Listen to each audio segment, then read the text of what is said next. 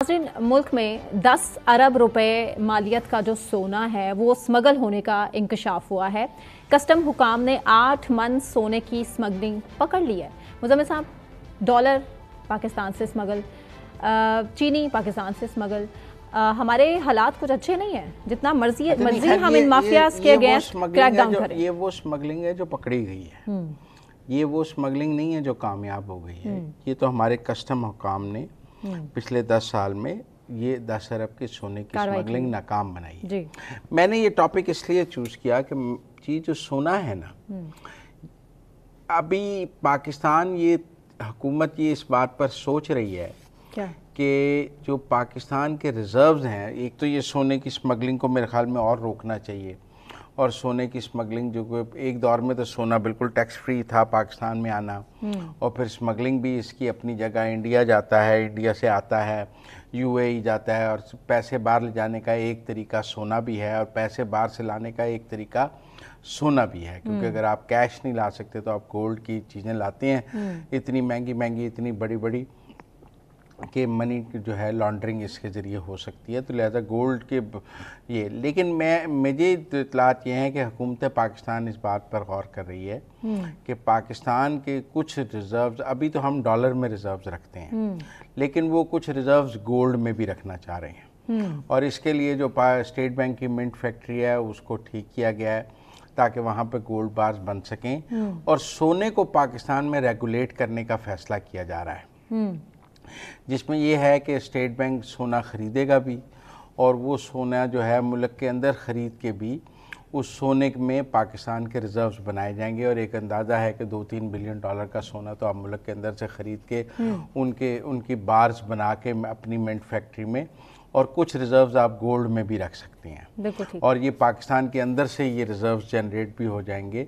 और हमारे यहाँ सोने की ट्रांजैक्शन इतनी है, लोग पुराना सोना बेचते हैं।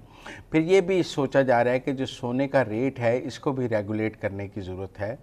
और कहीं ना कहीं जब हम रिज़र्व्स जो हैं वो गोल्ड में ले आएंगे तो सोने का रेट भी रेगुलेट करने के लिए इसमें स्टेट बैंक की इंटरवेंशन की ज़रूरत है कि गोल्ड का जो रेट है वो मुल्क में, वो स्टेट बैंक उसको मॉनिटर करे। जैसे मुख्तलिफ करेंसीज़ के रेट्स को मॉनिटर किया जाता है, इस तरह गोल्ड के रेट को भी किया जाए। तो पाकिस्तान में सोने की स्मगलिंग पे सख्ती होनी चाहिए, ये बात मैं बिल्कुल ठीक हूँ। पिछले 10 साल में 10 साल में, और ये बहुत कम है फिगर, ये कोई अच्छी कारकर्दगी नहीं है। ये एक बुरी कारकर्दगी की रिपोर्ट है कि आपने 10 साल में सिर्फ 10 अरब की सोने की स्मगलिंग पकड़ी है। 8 मन सोना, ये इससे कहीं ज़्यादा सोने की स्मगलिंग है। आप मेरी बात समझें, ये कोई अच्छे ऐसे फिगर्स नहीं हैं जिनको हम कोई कहें जी कस्टम को बड़ा खराज तहसीन पेश किया जा सकता है, दाद मिलनी चाहिए। और कहते थे ये बहुत ही, मतलब आप समझें ये 10% भी स्मगलिंग का नहीं है जो इन्होंने पकड़ा है। स्मगलिंग इससे ज़्यादा हो रही है। जैसे आपने अपने इंट्रो में शुरू में डॉलर की स्मगलिंग की बात की, लेकिन हमने डॉलर की स्मगलिंग पे बहुत काबू पाया पाकिस्तान ने। और आपको पता है जो डॉलर ईरान या अफगानिस्तान जाता था उसको बहुत रोका गया है, और डॉलर्स की जो गैर कानूनी मार्केट्स हैं वो भी बंद की गई हैं, और उसके साथ साथ जो बहुत सारे मनी चेंजेस भी बंद किए गए हैं। लेकिन अब मेरी ये इत्तलात हैं कि पाकिस्तान अपने कुछ रिज़र्व्स गोल्ड में रखना चाहता है, और वो गोल्ड मुल्क के अंदर से ही हासिल करना चाहता है ताकि उनको स्टेट बैंक गोल्ड में भी रिज़र्व्स रखे। तो हम कह सकेंगे कि हमारे पास कुछ रिज़र्व्स डॉलर में हैं, कुछ रिज़र्व्स गोल्ड के भी हैं। बहुत सारे दुनिया के ममालिक, चाइना, इंडिया, बहुत सारे ममालिक गोल्ड में रिज़र्व्स रखते हैं। पाकिस्तान ने आज तक नहीं रखे, लेकिन अब हुकूमत ये फैसला करने जा रही है कि कुछ रिज़र्व्स गोल्ड में भी रखे जाएं, और गोल्ड की रेगुलेशन में स्टेट बैंक को एक वाइब्रेंट किरदार दिया जाए। और स्टेट बैंक जो है वो पुराना सोना ख़रीदने की तरफ भी आए कि आपने अगर आज गोल्ड बेचना है तो state bank should buy it, बजाय इसके कि वो मार्केट में बेचें। आप स्टेट बैंक में या बैंक में जाके सोना बेच सकें, जिसके बाद वो सोना स्टेट बैंक के पास चला जाए, और फिर स्टेट बैंक उसको अपने रिजर्व्स में भी यूज़ कर सकता है, लोकल मार्केट से ख़रीद के। ज़रूरी नहीं है कि आप सोना बाहर से लेके आएंगे।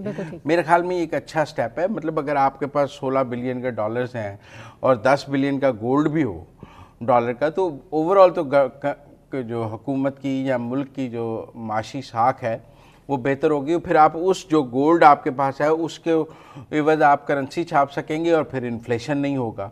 तो मेरे ख्याल में ये इस तरफ चूँकि सोचा जा रहा था, मैंने कहा लोगों को बताएं ताकि लोग इस पर अपनी राय दे सकें।